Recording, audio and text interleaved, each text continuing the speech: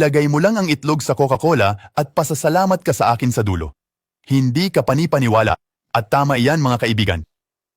Naglagay ako ng 2 itlog sa Coca-Cola at kailangan ko nang haluin itong mabuti. Narito ang isang magandang tip. Ihalo mo lang ng maigi at magbabago na ito ng kulay. Nagsisimulang maging kayo manggina, kita mo? Bago ko ito bubuksan, kakailanganin ko ng blender. Sa blender, nailagay ko na ang ilang Coke, kaya gamit ko, sa kabuuan, ay 250 ml na Coca-Cola. Ngayon kailangan kong buksan ito ng maingat. Bubuksan ko ito ng dahan-dahan. Ibibigay ko ang lahat ng hinalong ito sa blender at tingnan ang consistency na natira. Mga kaibigan, narito ang hitsura, nakikita mo ba? Napaka-creamy ng halo na ito.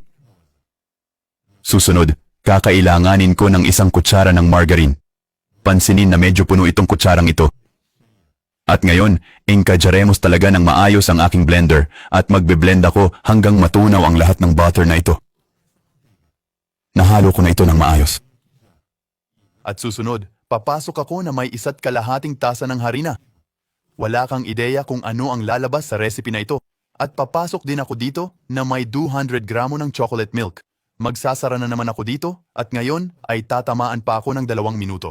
Enjoy at ipaalam sa amin kung saan mo kami pinapanood.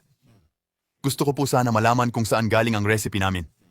At eto, susunod, lalagyan natin ng 1 kutsara ng baking powder. Magsasara na ako at ngayon ay tatamaan na ako.